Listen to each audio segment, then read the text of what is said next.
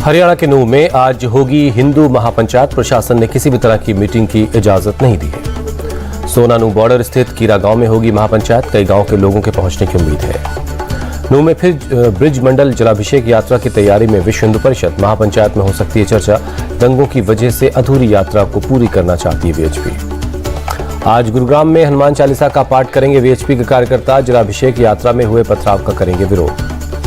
दोबारा से शोभा यात्रा निकालने के सवाल पर मुफ्ती जाहिद कासमी ने पूछा, प्रशासन को तय करना है, लेकिन कोई भड़काऊ बातें करेगा तो विरोध करेंगे।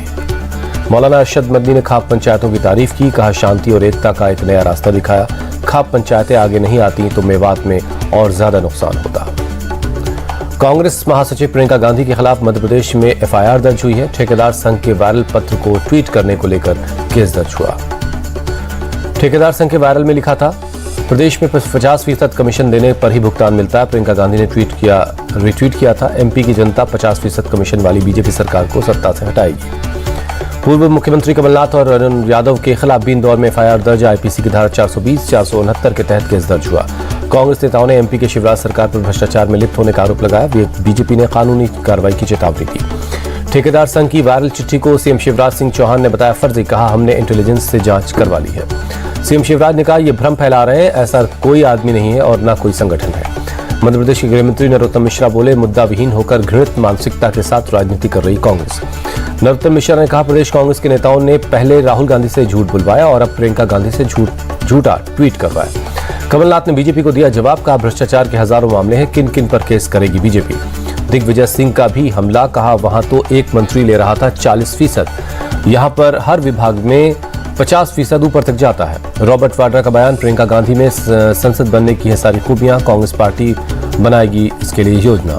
पुरुषोत्तम मास की परमा एकादशी पर कांग्रेस महासचिव प्रियंका गांधी दिल्ली के डिफेंस कॉलोनी की में मंदिर में पहुंची। पूजा अर्चना कर भगवान का आशीर्वाद लिया। राहुल गांधी की वायनाड यात्रा का दूसरा दिन आज अम्बेडकर मेमोरियल कैंसर सेंटर में स्थापित एक हाई टेंशन ट्रांसफार्मर का उद्घाटन करेंगे। आज ही कोझिकोड जिले के कोडांचेरी में सामुदायिक विकलांगता प्रबंधन केंद्र की भी आधारशिला रखेंगे राहुल गांधी। शाम 6 बजे है कार्यक्रम। तमिलनाडु के ऊटी में टोडा आदिवासियों से मिले राहुल गांधी। पारंपरिक परिधान में डांस किया। मणिपुर हिंसा पर वायनाड में बोले राहुल गांधी, वहां हर जगह हिंसा और बलात्कार हो रहा है। राहुल गांधी ने कहा, बीजेपी ने मणिपुर को 2 हिस्सों में बांट दिया, हम उसको एक साथ लाएंगे। बीजेपी नेता रविशंकर प्रसाद ने राहुल गांधी पर साधा निशाना। कहा, उनकी सोच लोकतांत्रिक नहीं है। रविशंकर प्रसाद ने कहा, राहुल गांधी चाहते भारतीय सेना भारतीयों को गोली मारे। पीएम मोदी ने शनिवार को एमपी के सागर का दौरा किया। श्री रविदास स्मारक स्थल का भूमि पूजन किया। पीएम मोदी ने कहा, हमारी सरकार में हर वर्ग के लोगों को मिल रहा है मौका और सम्मान। पीएम मोदी ने कहा, अतीत से सीखना और विरासत को आगे बढ़ाना हमारी जिम्मेदारी।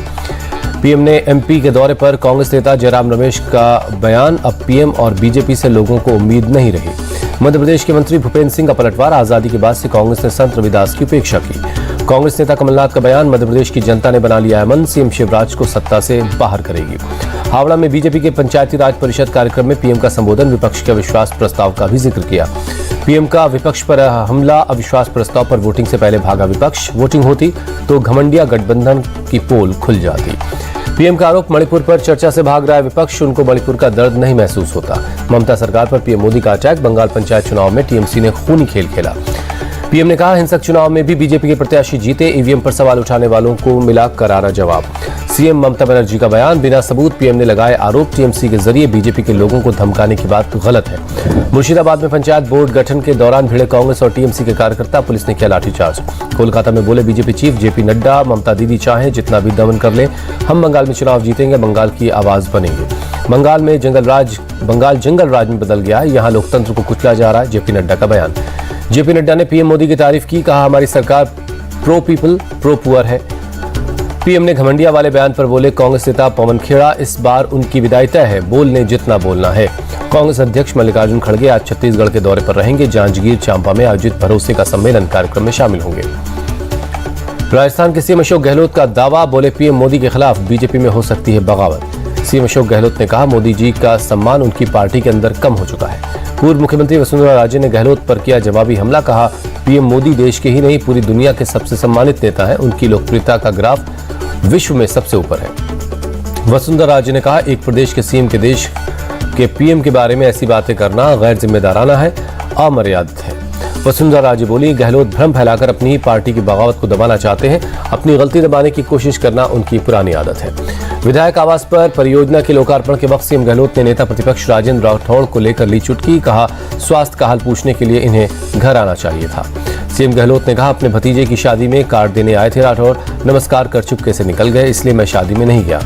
पुणे में शरद पवार और अजित पवार के बीच एक कारोबार के घर हुई मीटिंग, 1 घंटे से ज्यादा वक्त की चली बैठक। आज पटना में बिहार के राज्यपाल से मुलाकात करेगा बीजेपी का प्रतिनिधिमंडल, कानून व्यवस्था को लेकर होगी मुलाकात। कांग्रेस सांसद अधीर रंजन चौधरी का आरोप, विपक्ष को कई विधेयकों पर अपनी राय रखने का मौका तक नहीं मिला। स्वतंत्रता दिवस से पहले दिल्ली में पुलिस ने बढ़ाई सुरक्षा, लाल किले पर कड़ी की गई सुरक्षा के इंतजाम। लाल किले की 310 सीसीटीवी कैमरों से निगरानी की जा रही है। कैमरों की रिकॉर्डिंग पर दिल्ली पुलिस दिन रात नजर रख रही है।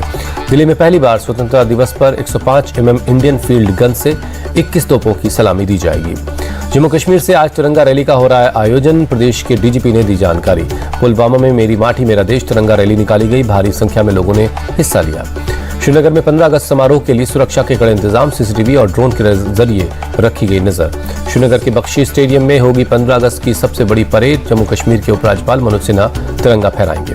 पुंछ में दिगवार सेक्टर में भारत पाकिस्तान नियंत्रण रेखा पर चौकसी बढ़ाई गई। भारतीय सेना की घातक पेट्रोलिंग पार्टी आधुनिक हथियारों के साथ पहरा दे रही है। 14,000 फीट की ऊंचाई से रात में थर्मल साइट से संदिग्ध गतिविधियों पर रखी जाती नजर, पूरी मुस्तैदी के साथ मोर्चे पर डटे हैं जवान। श्रीनगर एयरबेस पर MiG-29 फाइटर जेट तैनात, पाकिस्तान और चीन के मोर्चों को चुनौती पर देखते हुए फैसला लिया गया।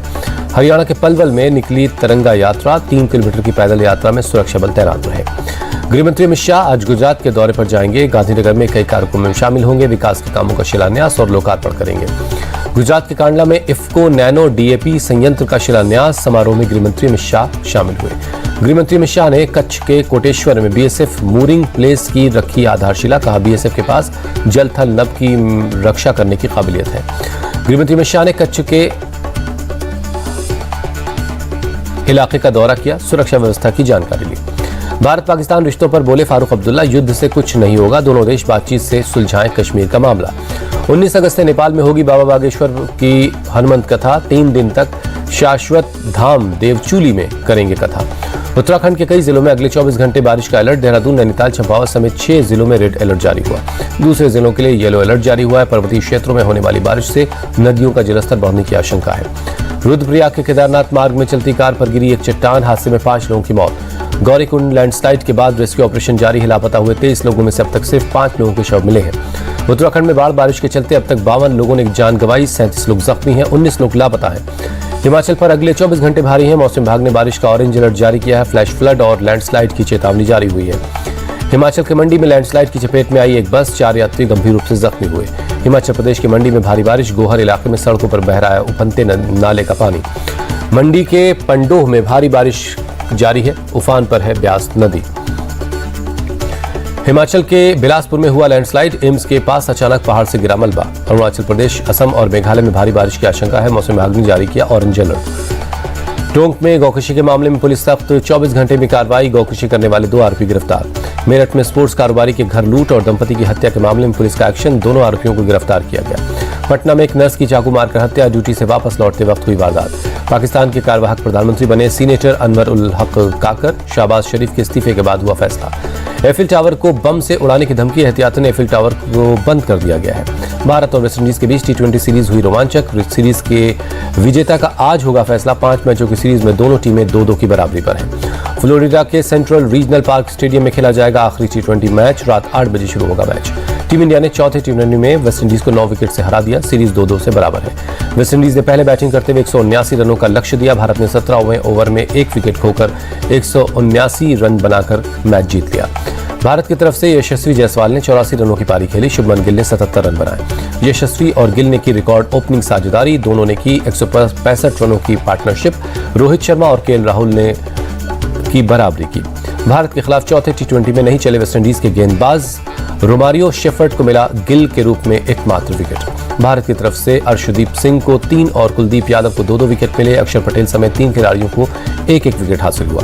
यशस्वी को मिला प्लेयर ऑफ द मैच का अवार्ड, यशस्वी ने 51 गेंदों पर 87 रन बनाए।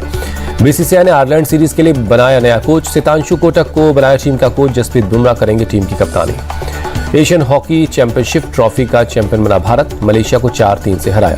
भारत चौथी बार एशियन हॉकी चैंपियनशिप ट्रॉफी जीतकर बनाया भारत ने रिकॉर्ड। पाकिस्तान 3 बार बना है विजेता। तब्बू ने लुक टेस्ट के लिए फिल्म हैदर की तस्वीर शेयर की। 2014 में आई थी फिल्म हैदर। अभिनेता रजनीकांत ने बद्रीनाथ मंदिर में दर्शन किया, पूजा अर्चना कर आशीर्वाद लिया।